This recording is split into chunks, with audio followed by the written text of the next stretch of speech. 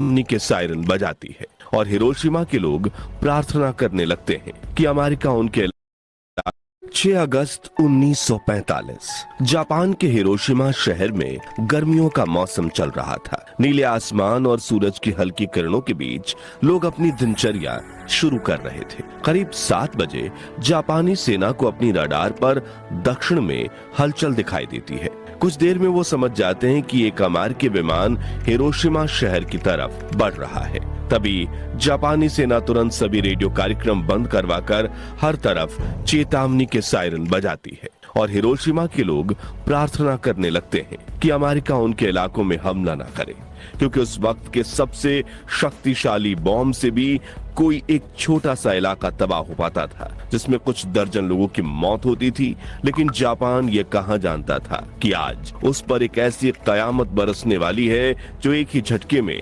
पूरे के पूरे शहर को जलाकर राख कर देगी। दरअसल अमेरिका का ये विमान जापान का दौरा करने आया था और जापानी सेना चाहती तो अपने लड़ाकू विमानों को भेजकर इसे रोक भी सकती थी, लेकिन 1945 आते आते जापान की आर्थिक स्थिति इतनी खराब हो चुकी थी कि विमान को उड़ाने के लिए जापानी सेना के पास पेट्रोल तक नहीं था। इसलिए इंतजार किया गया और वो विमान जापान के एयर स्पेस से वापस लौट गया। करीब 8 बजे खतरे के सायरन बंद कर दिए गए और लोग अपनी दिनचर्या में लग गए। बच्चे स्कूल पहुंच चुके थे, कुछ लोग दफ्तर जा रहे थे, कुछ बाजार और कुछ घरों में चाय की चुस्की ले रहे थे। लेकिन हर जापानी की जिंदगी मुश्किल दौर से गुजर रही थी। दुकानों में अंडे, दूध, चाय और कॉफी पूरी तरह से गायब हो चुके थे। लोग भूख से मर रहे थे। स्कूलों के मैदानों और घरों के बगीचों में सब्जियां उगाई जा रही थीं।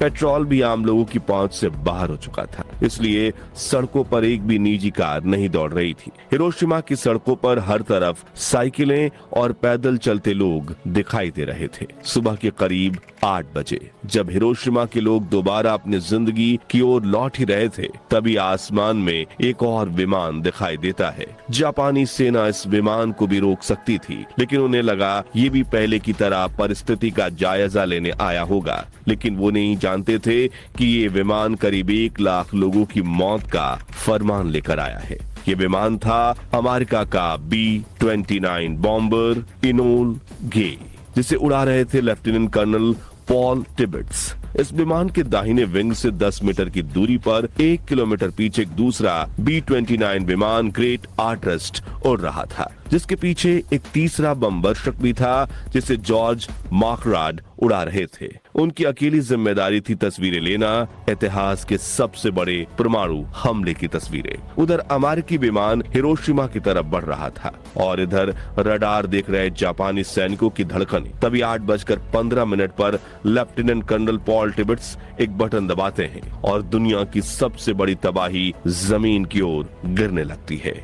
ये था 4 टन वजनी लिटिल बॉय नाम का दुनिया का पहला न्यूक्लियर बम। इस बम को हिरोशिमा के अओई ब्रिज पर गिराना था, लेकिन हवा इतनी तेज थी कि अपने लक्ष्य से 250 मीटर दूर शीमा सर्जिकल क्लिनिक की तरफ बढ़ने लगता है। करीब 43 सेकंड्स तक नीचे गिरते हुए इस बम को हिरोशिमा के कई लोग अपनी आंखों से देखते हैं, मगर वो कुछ समझ पाते उससे पहले ही जमीन से करीब 600 मीटर ऊपर हवा में ही लिटिल बॉय ब्लास्ट हो जाता है। आसमान में अचानक एक तेज रोशनी फटती है और जो लोग जमीन पर थे उनकी आंखें पलक झपकने से पहले ही जल जाती है और फिर एक जोरदार धमाका। इसकी शक्ति 12,500 टन TNT के बराबर थी। जब ये फटा तो आसमान में तापमान 10 डिग्री सेंटीग्रेड तक पहुंच गया, मानो सूरज धरती पर आकर फट गया हो। धमाके के तुरंत बाद हर तरफ आग की लपटें फैल चुकी थी। शहर के बीचों बीच कंक्रीट की इमारतों को छोड़कर बाकी सब जलकर राख हो गए थे। विस्फोट का असर इतना तेज था कि ग्राउंड जीरो से 15 किलोमीटर दूर हर इमारत के खिड़कियों के शीशे चकनाचूर हो गए। पलक झपकते ही हिरोशिमा की 2/3 इमारतें धाराशाही हो गईं। विस्फोट के चारों तरफ कई किलोमीटर तक आग की आंधी फैल गई। करीब 4000 डिग्री सेल्सियस तापमान पर उठी आग के इन लपटों ने पेड़ पौधे, जीव जंतु, जानवर और इंसान किसी को नहीं बख्शा और एक क्षण में ही हिरोशिमा की 2.5 लाख आबादी से 30% यानी 80,000 लोग जलकर भाप बन गए। हिरोशिमा पर बम गिराने वाले पायलट पॉल टिबेट्स बताते हैं, जैसे ही विस्फोट हुआ एनोला गे के आगे के केबिन में रोशनी फैल गई। मैंने अपने दांतों में एक अजीब सी सिहरन महसूस की। विमान के पिछले हिस्से में बैठे हुए टेल गनर बॉब कैरन ने अपना कोडक कैमरा उठाया और नीचे के दृश्य की तस्वीरें लेने लगे। नीचे के बैगनी बादलों के बीच सफेद धुएं का एक रेला 3000 फीट तक उठा और उसने एक मशरूम की शक्ल बना ली।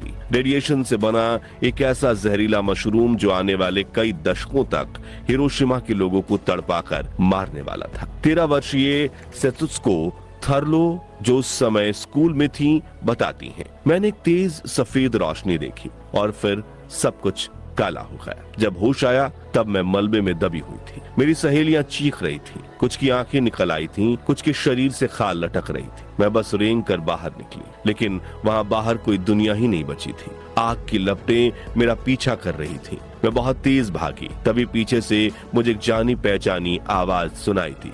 वो मेरी सहेली थी जो मलबे के नीचे फंसी थी। मैंने उसे निकालने की कोशिश की, तभी आग की लपटों ने उसे मेरी आंखों के सामने चला दिया। मैं और तेज भागी, लाशों के ढेर के बीच से जैसे तैसे करके एक पहाड़ी पर पहुंची और जब मैंने पीछे मुड़कर देखा तो मुझे मेरा शहर नहीं बल्कि आग का जलता हुआ नर्क दिखाई दिया। उधर हिरोशिमा के पूर्वी इलाके में एक ट्रेन शहर की तरफ बढ़ रही थी। अचानक जवानों ने चलती ट्रेन रोककर सभी पैसेंजर्स को नीचे उतर जाने के लिए कहा। डिब्बों को इंजन से अलग कर दिया और वहीं रोक दिया गया, लेकिन इंजन आगे बढ़ता चला गया। लेकिन वो बहुत आगे नहीं जा पाया क्योंकि रेलवे लाइन पैदल शहर छोड़कर आने वाले लोगों से भरी हुई थी। उनमें से कुछ लोगों की त्वचा उनके चेहरे से लटक आई थी और कुछ की बाहें इस तरह झूल रही थी जिस तरह दीवार से आधा फटा पोस्टर झूलता है। कुछ लोग बहुत धीरे चल रहे थे और उनके मुंह से सिर्फ आवाज निकल रही थी, पानी पानी पानी। लेकिन रेडिएशन ने शहर के पानी को जहरीला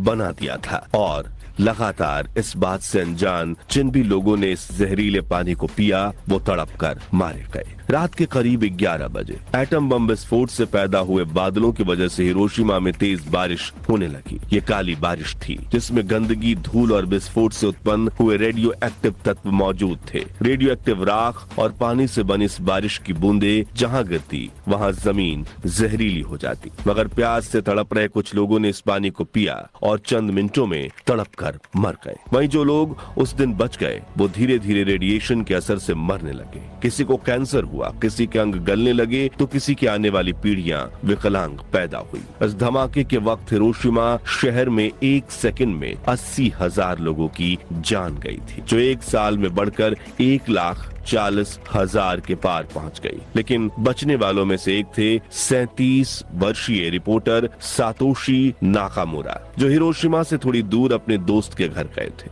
जब एटम बम फटा तो उसके असर से वो जमीन पर गिर पड़े और उनके चेहरे को टूटे शीशों ने घायल कर दिया। तभी उन्होंने तुरंत अपनी साइकिल उठाई और हिरोशिमा की तरफ बढ़ने लगे। जब वो दोपहर तक शहर में पहुंचे तो उनके पैरों तले जमीन खिसक गई। हर तरफ सिर्फ लाशें थीं, जलते हुए शव, बदहवास बच्चे, मलबे में दबे लोग और सड़कें जो अब पहचान में नहीं आ रही थीं। नाकामुरा पहले पत्रकार थे जिन्होंने हिरोशिमा की तबाही को अपनी आंखों से देखा। सातोशी ने वहीं से ओकायामा स्थित डोमी न्यूज एजेंसी के दफ्तर में पहला डिस्पैच डिटेक्ट किया। 8:16 पर दुश्मन के 2 विमानों ने हिरोशिमा पर एक असाधारण बम गिराया। शहर पूरी तरह से तबाह हो चुका है और अनुमानित 1,70,000 लोग या तो मारे गए हैं या गंभीर रूप से घायल हैं। फोन लाइन के दूसरी तरफ बैठे ब्यूरो चीफ को यकीन नहीं हुआ। उन्होंने नाकामुरा से कहा, यह संभव नहीं है, एक ही बम से कैसे इतने लोग मर सकते हैं? सेना भी मानने को तैयार नहीं है, आप रिपोर्ट में संख्या थोड़ा कम करें। नाकामुरा का चेहरा अब भी खून से लथपथ था। उनकी आंखों में गुस्से और सच्चाई की आग थी। उन्होंने बिना रुके टेलीफोन पर चिल्लाकर जवाब दिया, सेना मूर्ख है, उन्हें नहीं पता कि हमने नर्क को जिंदा देख लिया है। हिरोशिमा में हुए इंसानियत के सबसे बड़े नरसंहार की खबर खबरें पूरी दुनिया में फैलने लगी। हर कोई हैरान था कि आखिर इतना खतरनाक बम बना कैसे। तभी अमेरिकी राष्ट्रपति हैरी एस ट्रूमैन एक प्रेस कॉन्फ्रेंस बुलाते हैं और बड़ी बेशर्मी से सब लोगों के सामने मीडिया को ये बताते हैं कि एटम बम हमने गिराया और इसका ऐलान करते हुए कहते हैं, कुछ देर पहले अमेरिकी जहाज ने हिरोशिमा पर एक बम गिराकर दुश्मन के यहाँ भारी तबाही मचाई है। ये बम 20,000 TNT क्षमता का था। अब तक इस्तेमाल में लाए गए सबसे बड़े बम से भी 2000 गुना ताकतवर। इस बम ने हमारे हथियारों की श्रृंखला में क्रांतिकारी परिवर्तन किया है, जो हमारी सेनाओं को मजबूती देगा। आगे उन्होंने कहा, इस समय इस बम का उत्पादन किया जा रहा है, साथ ही इससे भी ज्यादा खतरनाक बमों की खोज भी जारी है। ये परमाणु बम हैं, जिन्हें ब्रह्मांड की शक्ति से बनाया गया है। दोस्तों, इस तबाही के महज 3 दिन बाद, जब पूरा जापान अब भी राख की उस भयानक सुबह को समझने की कोशिश कर रहा था, जब लापता बच्चों और बिखरे शरीर की पहचाने करना भी संभव नहीं हो गया था, उसी समय 9 अगस्त 1945 की सुबह फिर वही नीला आसमान था, वही गर्मी थी और वही बेखबर लोग थे। लेकिन इस बार निशाना था जापान का एक और शहर, नागासाकी। सुबह करीब 11 बजे अमेरिकी बम वर्षक विमान बॉक्सकार करीब 10,000 मीटर की ऊंचाई से नागासाकी के ऊपर पहुंच चुका था। पहले इसका निशाना जापान का शहर कोकूरा था, लेकिन मौसम खराब होने की वजह से वो सीधा नागासाकी की ओर मुड़ गया। 11:02 पर लेफ्टिनेंट कर्नल चार्ल्स स्वीनी ने फैटमैन नाम का दूसरा परमाणु बम गिरा दिया। ये बम पहले बम लिटिल बॉय से कहीं ज्यादा शक्तिशाली था। इसमें प्लूटोनियम का इस्तेमाल किया गया था। जैसे ही बम नीचे गिरा, पूरा आसमान पीली और सफेद रोशनी से फट पड़ा। ऐसा लगा जैसे सूरज को जमीन पर उतार दिया गया हो। एक पल के लिए पूरे शहर में अंधकार छा गया, फिर उजाले का ऐसा विस्फोट कि आंखें खुली की खुली रह जाएं। इस धमाके ने अपने आसपास सैकड़ों किलोमीटर रेडियस में सब कुछ जलाकर राख कर दिया। सैकड़ों लोग सीधे भाप बनकर उड़ गए, उनकी हड्डियां तक नहीं बची। जो जीवित बचे, उनकी त्वचा गल चुकी थी, कपड़े जलकर उनके शरीर से चिपक गए और बच्चे माओ की गोद में कोयले की मूर्ति बन चुके थे। एक अस्पताल की नर्स सानो म्यूको, जो उस दिन जिंदा बच गई थी, उन्होंने बाद में कहा, मैंने भगवान से कभी नहीं कहा था कि मुझे ये दिन दिखाए। मेरे सामने बच्चे जल रहे थे और उनके रोने की आवाजें अब भी मेरे कानों में गूंजती हैं। चर्च, स्कूल, घर, कुछ भी नहीं बचा था। नागासाकी में उस दिन करीब 74,000 लोग मारे गए थे और हजारों जिंदगी भर जलन, कैंसर और दर्द के साथ जीने पर मजबूर हो गए। उधर अमेरिका के राष्ट्रपति हैरी एस ट्रूमैन ने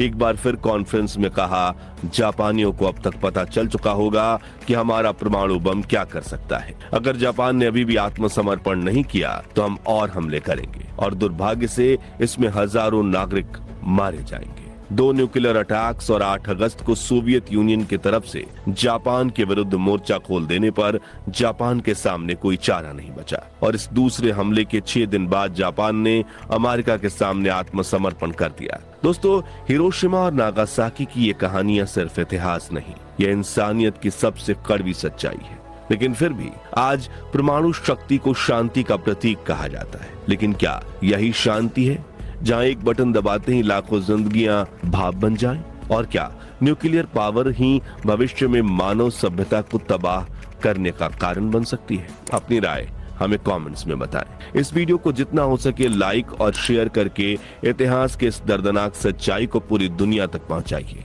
और ऐसी ही सच्ची झकझोर देने वाली कहानियां सुनते रहने के लिए हमारे चैनल को सब्सक्राइब करके पास वाली घंटी जरूर बजा दीजिए।